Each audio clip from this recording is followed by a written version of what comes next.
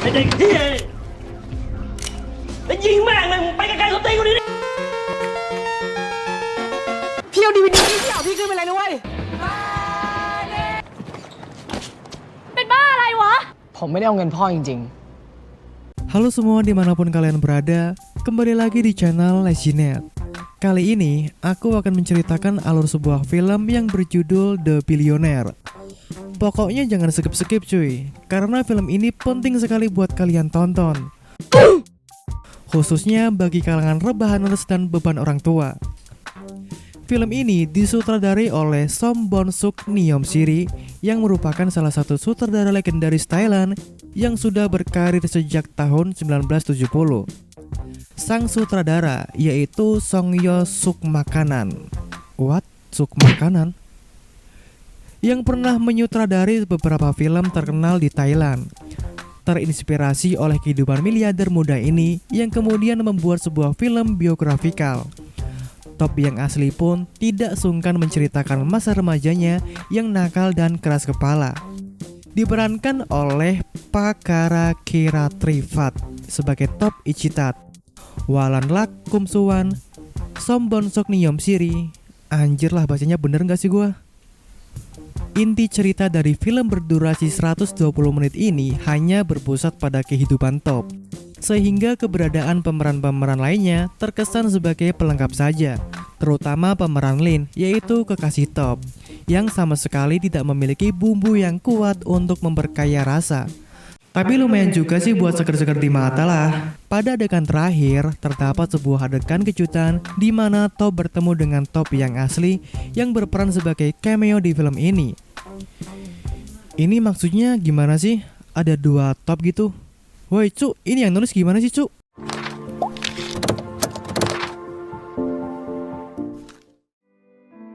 Di awal film, Top adalah seorang remaja berusia 16 tahun yang sangat ingin menjadi bisnismen kaya raya hingga akhirnya menjadi seorang miliarder di Thailand saat berusia 26 tahun dengan pendapatan 1.500 juta baht per tahun. Nah, hal ini nih pasti sangat mustahil sekali didapatkan bagi kalangan-kalangan rebahaners dan beban orang tua seperti kalian ini. Kepribadian Top yang menjadi sentral dibentuk kuat dan mapan dengan sifat berani, pantang menyerah, keras kepala, dan pekerja keras. Nggak seperti kalian gitu, dikit-dikit ngeluh. Apalah tujuan kalian hidup ini? Heran gua. Pembantu yang selalu setia mendampingi Top hadir sebagai sosok paman tua yang bijaksana dan pendukung setia Top dalam berbisnis. Di film ini, dia selalu menjadi partner Top dalam memulai usaha.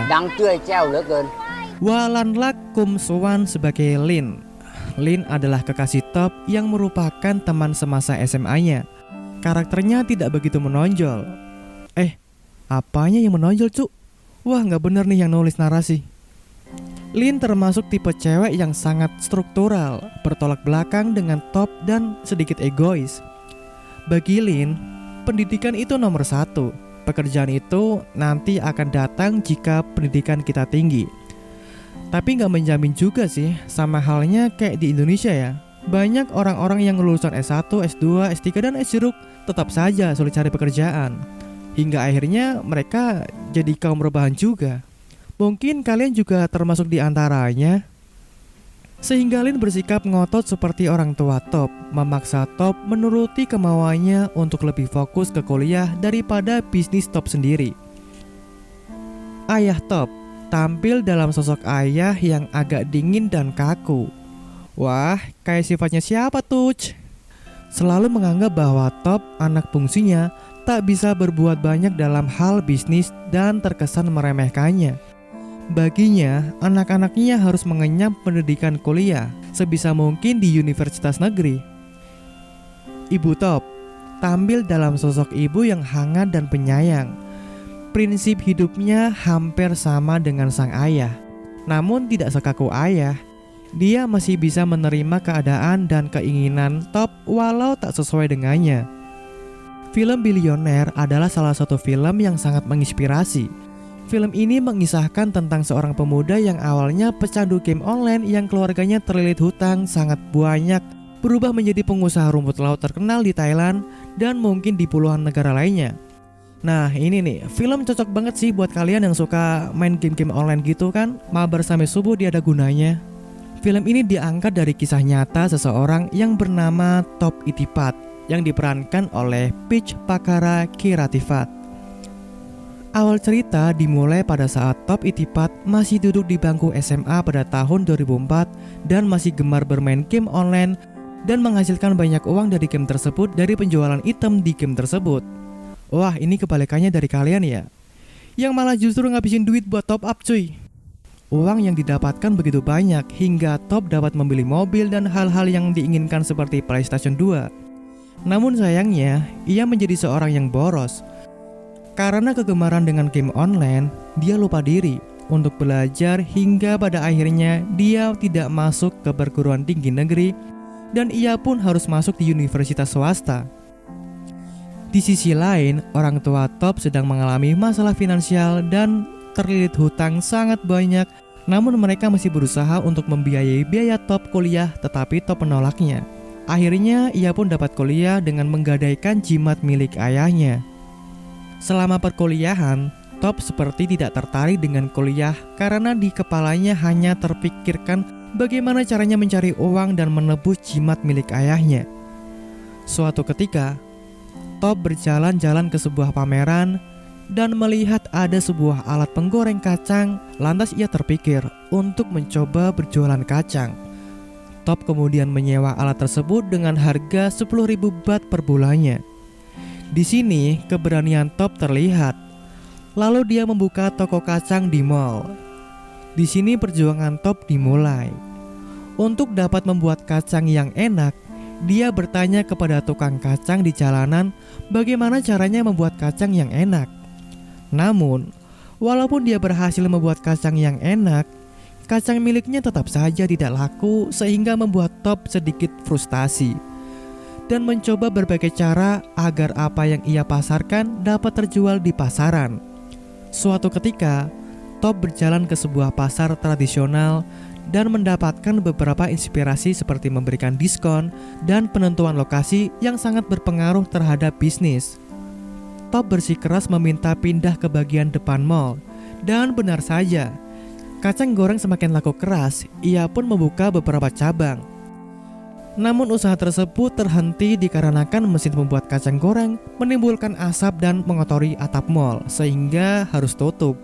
Ia pun mendapatkan inspirasi untuk mendapatkan rumput laut goreng dan membeli beberapa rumput laut. Namun sayangnya, rumput lautnya basi dalam waktu 1 minggu. Hal ini membuatnya bertanya-tanya dan kemudian mendatangi profesor di bidang pangan untuk menyelesaikan masalah tersebut.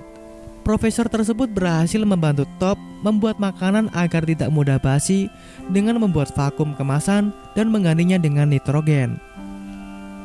Tantangan berikutnya datang lagi, di mana Top tidak bisa membuat rumput laut yang enak karena setelah digoreng, wah rasanya pahit cuk. Bahkan dia dan pamannya sampai menghabiskan lebih dari 100.000 baht atau sekitar 28 juta untuk uji coba rumput laut. Namun sayangnya gagal lagi, sampai semua rumput lautnya habis. Top kembali ke toko 7-Eleven untuk bertemu dengan Nona Pun dan menunjukkan hasil dari kemasan rumput lautnya yang baru. Namun sayang, Nona Pun tidak menemui Top. Dan akhirnya, ia memberikan rumput laut tersebut kepada security 7-Eleven. Ia sangat kecewa dan putus asa dan menelepon ibunya. Namun ibunya mengatakan untuk tidak menyerah karena ibunya yakin Top akan memiliki masa depan yang cerah. Pada saat yang bersamaan, rumput laut yang ia berikan kepada security diambil oleh karyawan 7-Eleven dan akhirnya produknya diterima dengan syarat 72.000 bungkus untuk masuk ke dalam 7-Eleven. Apabila tidak, maka kontraknya akan diputus. Plot dalam film kembali ke awal pada saat ia meminta pinjaman.